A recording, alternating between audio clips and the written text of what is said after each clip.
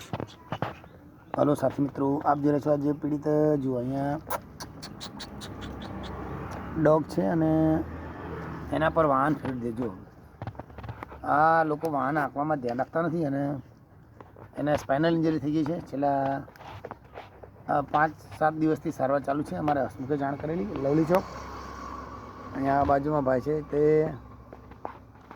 હાજર નથી, પણ એ હાજર હોય ત્યારે એની સેવા પૂરી પાડે છે. હસમુખભાઈ બંને, હસમુખજી ઠાકોર, અંબિકા પાન પાર્લર.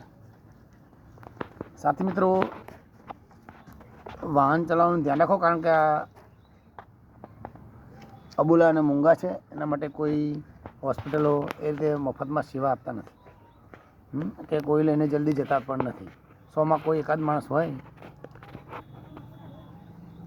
આ સિવાય હું કાયમી કહું છું, માનવતા મહાદેવ, કરુણામાં કૃષ્ણ, દયામાં દરેક દેવ, અહિંસામાં ભગવાન બુદ્ધ, મહાવીર જૈન, નેમિનાથજી મહાન આત્માઓ છે. તે આપણે રસ્તે ચાલવાની કોશિશ કરીએ.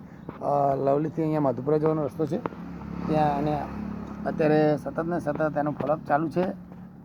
7 દિવસમાં એને આ 4થી વાર સારવાર ચાલુ છે. ફરીથી એકવાર દરેક વ્યક્તિને કહીશ, દરેક જીવદયા પ્રેમીને કે ત્યાં પણ રસ્તામાં આકસ્મિક ત્રિબાતા પીડાતા કોઈ પણ જીવ જો સેવાના સહભાગી બનો, કારણ કે આબોલા અને મૂંગા પોતાની વેદના કોને કહે છે.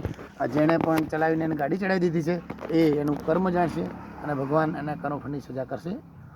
પણ આપણે ધ્યાન રાખીશું, આપણા વડે જે થાય તે ભૂખ્યાને અન્ન, તરસ્યાને પાણીનો આધાર આપીશું તો ભગવાન અને ભગવતી રાજી થશે અને આપણું માનવ જીવન ધન્ય ગણે છે. અન્ય એક બાબત, તમારું મકાન, દુકાન, ઓફિસ, બેંક બેલેન્સ અહીંયા જ પડી રહેશે. આવું સત્કાર્ય અને સેવાકીય કાર્ય સાથે આવશે તો આવો સૌ સાથે મળી આબોલા અને મૂંગાજીની વેદનાને વાચા આપો. કાલે રથયાત્રા છે, ત્યારે આજે એને સારવાર વહેલાસર આપી છે. જય ભારત.